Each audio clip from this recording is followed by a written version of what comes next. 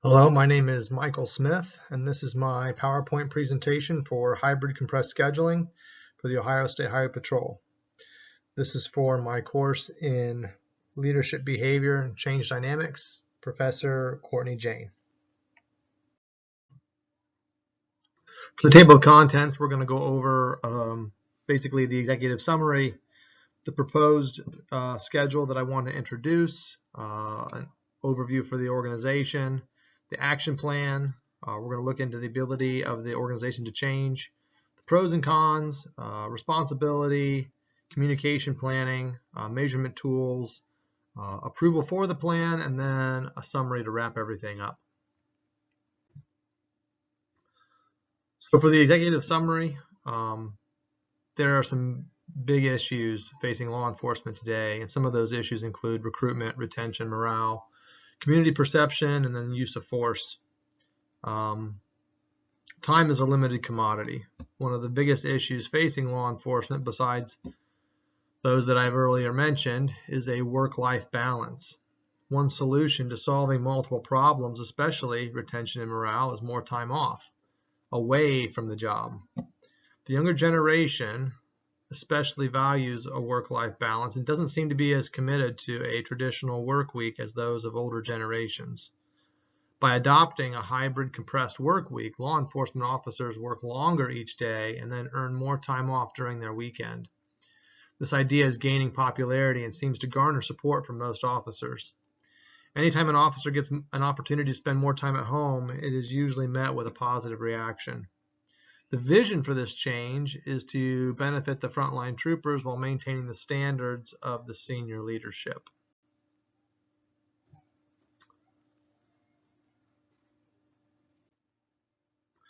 So the proposed schedule, currently there's a 40-hour work week spread over 5 days with 2 days time off. Each workday would consist of 8 hours. Sometimes your days off are split to accommodate training that occurs during the work week. Not everyone has the luxury of getting a weekend off. Additionally, officers typically use permissive leave when planning family events around the weekend. And since operations must continue 24 hours a day, only one officer can be granted leave at a time. The suggested fix to this problem is to compress a 5-day work week into 3 to 4 days. The second week would have an 8-hour day scheduled to make up the remaining 40 hours. This would give officers more time off and more time to decompress from the stress of the job.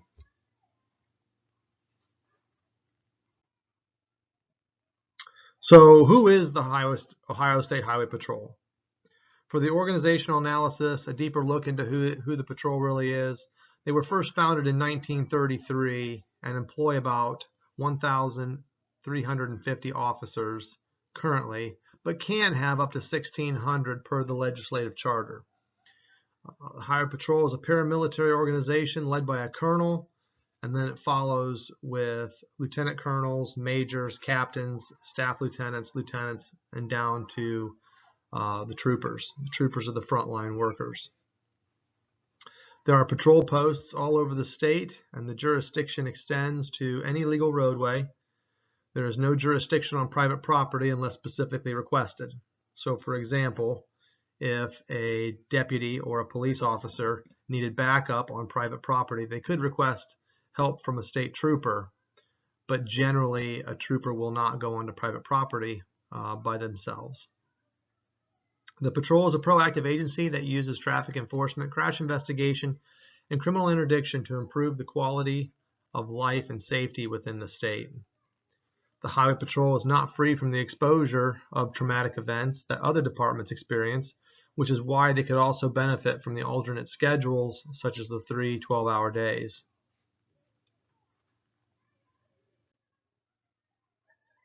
So for this action plan, convincing people to change is not an easy task. People like the status quo because that is what they are familiar with and they're already accustomed to it.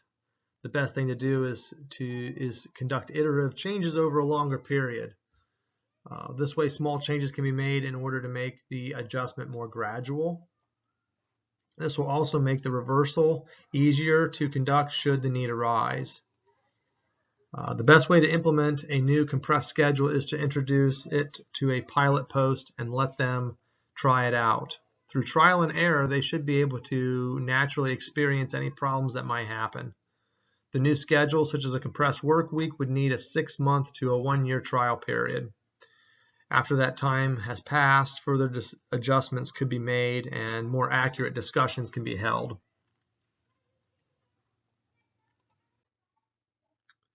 So who has the ability to change? Gaining formal approval is not the same as gaining generalized acceptance of the change. What that basically means is you may be forced to change, and even though you approve of the change by your actions, you may not internally really understand or approve of the change. So different people change at different rates for different reasons. If the group endorses the cause, then the acceptance will be more readily available. As for the compressed work week, the upper echelons of the agency would show a reluctance to change since the program doesn't directly benefit their operations. As for the frontline troopers, more time off would greatly benefit them, so their willingness to change would be apparent. As for the families, there could be a mixed reaction. Some families like schedules that match up. So for example, if the husband and the wife both work day shift together, they would have their time in the evening together. Whereas if they switch to a 12-hour shift, there would be time where they were separated by their work schedules. Also with a hybrid schedule, the child care situation might need to change as well.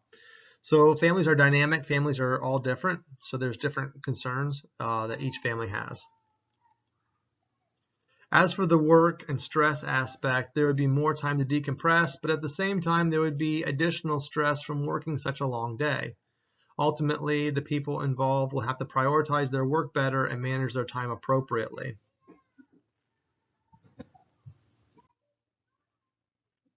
So the pros and cons of the 12-hour shift. Part of the reason why changeability is such an important topic is rooted in the pros and cons of the 12-hour shift. The biggest problem with working 12-hour shifts is the time between work and sleeping. There isn't much time to spend with family members on a day-to-day basis. However, that time is made up in much larger blocks at the end of the work week. So as you can see from this slide, 3 12-hour days is pretty taxing on somebody. However, you do get larger amounts of time to relax and recuperate at the end of the week. On the other side of the spectrum, you see 8 hours of labor, 8 hours of rest, and 8 hours of recreation. It's a more balanced work day, and you have time in the evenings to sit down with your family and have dinner, pay your bills, go to the store, go to sporting events and things like that. Anyone who is questioned about the change in schedule will give their own list of pros and cons. Some will love the idea and some will oppose it. It'll be difficult to get total agreement on the issue. So for the responsibility, everyone in the organization will have some degree of responsibility for this plan. That goes with any plan that is formulated. As leaders of the organization, their responsibility is to give the plan a fair chance. Likewise, troopers will also have to give the plan a fair and reasonable attempt at success. It is possible that those who are against the plan would prefer to see it fail. This notion will hinder the organization's ability to properly evaluate the issue with the proposed plan. So essentially, you have people from inside the organization that may not want a 12-hour workday, and they will do things to see that it fails. They might complain about the additional time they have to take off in order to have an extra day off. Rather than 8 hours of vacation leave, they now have to burn 12. But it's everyone's responsibility to give a plan, whatever plan it may be, a fair chance of success. So the communication plan. Communication is essential for any plan to work. In the Ohio State Highway Patrol, one of the most common forms of communication is the inter-office communication, or the IOC. This is a document that formally addresses the receiver from the sender and is archived in the patrol's roll call or read and sign section of tasks. These documents usually are from senior staff members communicating a formal training, event, or announcement. These documents have a deadline for them to be read, and such receipt can be tracked back to the individual user. So if you're assigned one of these IOCs to read and you don't read it in a timely manner, that can be tracked, and they can monitor your communications through the roll call section of tasks. Next is a formal discussion. These are not so meticulously archived or preserved. As a state agency, there is formal business between the state and the bargaining units that must take place. Basically, these are contractual agreements, that discussions that they have, and they record the minutes and they post those minutes to make them public. On the flip side of that coin, informal discussions happen all the time, and they're also known as the rumor mill. To communicate can complicate and slow the plan, but not enough communication makes for questions and inconclusive reasoning. You need to really find that sweet spot of just the right amount of communication to make a plan succeed. Emails are a great way for people to communicate between peers to satisfy the day-to-day business. It doesn't rise to the level of an IOC, but also provides a way to document with a paper trail. So usually emails will have a sent email that you can recall and show the person that, yes, I did in fact send you this information. Finally, the face-to-face communication is a slow but effective way to squash rumors and put accurate information in the hands of the users. I know a lot of people appreciate face-to-face communication because it makes them feel valued. For a plan to succeed, such as a compressed schedule, there has to be a variety of communication styles in place. Each level will use their preferred method of communication, but one style is not adequate to span the entire agency. Finally, the measurement tools. Once a plan has been in place, there has to be a way to evaluate the results. In the Ohio State Highway Patrol, proactivity is measured in the number of contacts that an officer has during the day. These contacts include the number of tickets issued, crash investigations, cases initiated, and other training and equipment maintenance. Some people who are against the compressed work week will say that proactive stops will decrease as officer burnout increases. The concern is that the agency maintains its level of service to the motoring public. So overall activity of officers is one way to measure if this tool is one measurement tool to see if this plan will succeed or not. The other area of concern is the ability to staff a 24-hour-a-day, 7 days a week agency. With officers only working 3 days a week, it will take more officers to maintain a high level of coverage, especially when supervisors start to factor in vacation plans, time off, and sick leave. The burden of covering an 8-hour shift is now compounded with an extra 4 hours. Often these struggles aren't realized until the new schedule is implemented. Additionally, the Highway Patrol only lets officers work a maximum of 12 hours a day. With a compressed work week, officers who work a full day will have a harder time when mandatory overtime before or after the shift is required of them. Again, many of these issues are hard to resolve until they arise and are evaluated by the measurement tools. So for the approval process, during the approval process for many other projects initiated by the State Patrol, surveys are used to gain quick feedback from the frontline officers.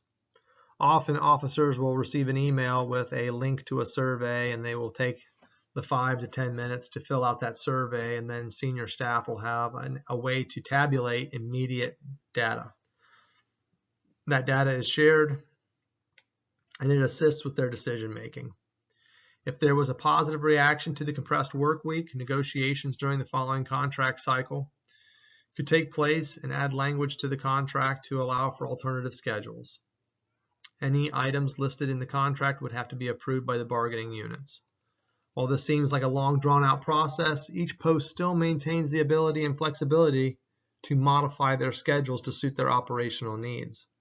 So there are often times where we will take officers and give them an alternative schedule to provide them a little extra time off at the end of the week and to help boost their morale. Finally, in conclusion, this one issue can provide insight into the organization far beyond their desire to work different hours. How the organization works together to enact change can speak to the culture and cohesion of the agency. Not everyone will agree on the work schedule. However, even though people disagree, the way they work together through the new challenge will indicate their response of future endeavors. At this point, this concludes the PowerPoint on my change suggested for the Highway Patrol. I would personally be in favor if they adopted a 3 12-hour work week. It would provide me more time at home with my family and more time to do things with them. So I hope you enjoyed this presentation, and if you have any questions, don't hesitate to reach out to me via email. Thank you.